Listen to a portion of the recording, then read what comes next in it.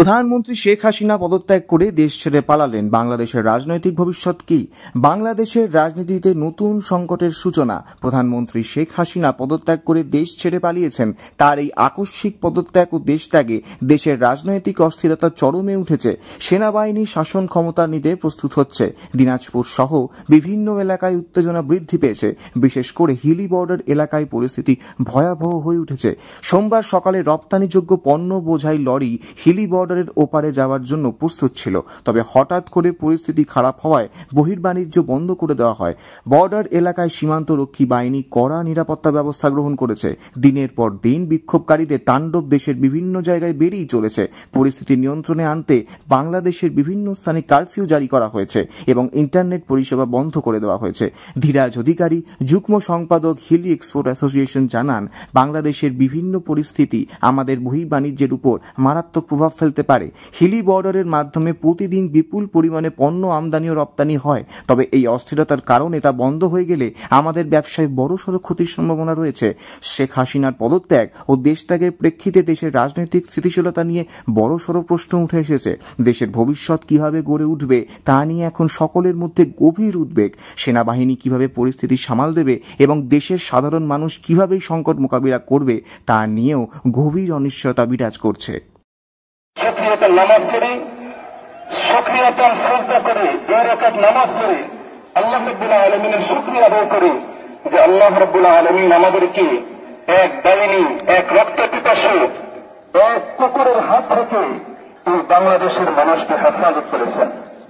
আমরা সবাই শুকরিয়া আদায় করি, আনন্দ উদযাপন করব, তবে হালাল ভাবে। এবং আল্লাহ রাব্বুল আলামিন কোরআনের মধ্যে যে সূরা নাসর নাযিল করেছেন, ইযা জাআ নাসরুল্লাহি ওয়াল ফাতহু ওয়া রাআইতান নাসা ইয়াদখুলুনা ফী দীনিল্লাহি আফওয়াজা ফাসাব্বিহ বিহামদি রাব্বিকা ওয়াস্তাগফিরহু ইন্নাহু কানা তাওয়াবা। এখানে আল্লাহ রাব্বুল আলামিন বলেছেন, ফাসাব্বিহ বিহামদি রাব্বিকা ওয়াস্তাগফিরহু, তুমি তোমার প্রভুর শুকরিয়া আদায় করো, তুমি তোমার প্রভুর তাসবিহ পাঠ করো এবং তোমার প্রভুর প্রশংসা করো। আমরা এই আনন্দময় মুহূর্তে আল্লাহ রাব্বুল আলামিনের প্রশংসা করব, শুকরিয়া আদায় করব, 2 রাকাত নামাজ পড়ব।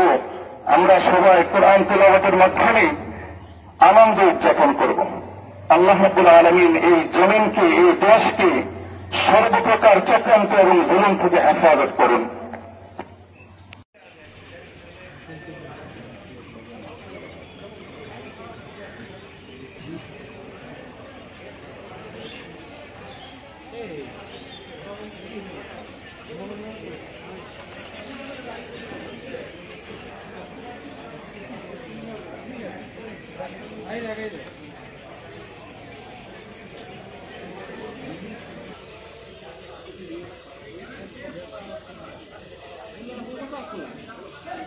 বাংলাদেশে কোথায় বাড়ি?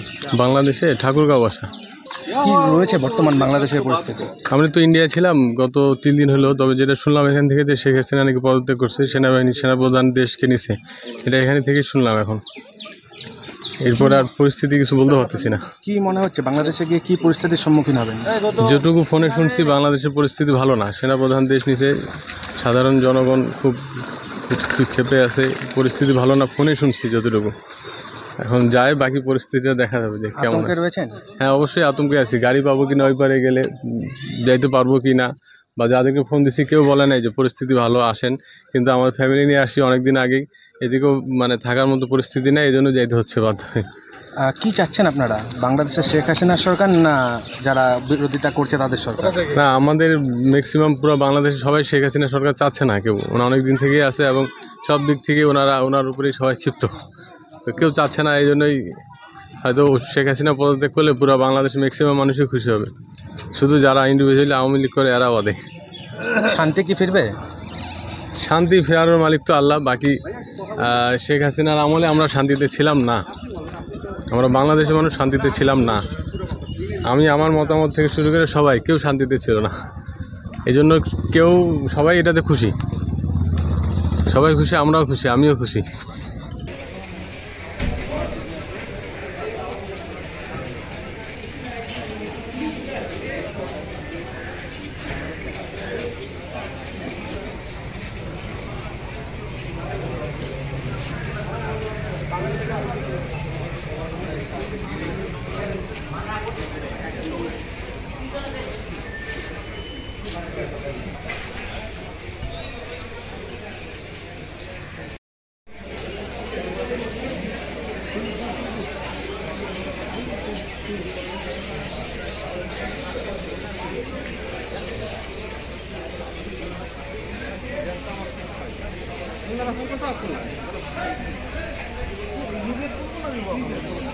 মোটা পাচ্ছে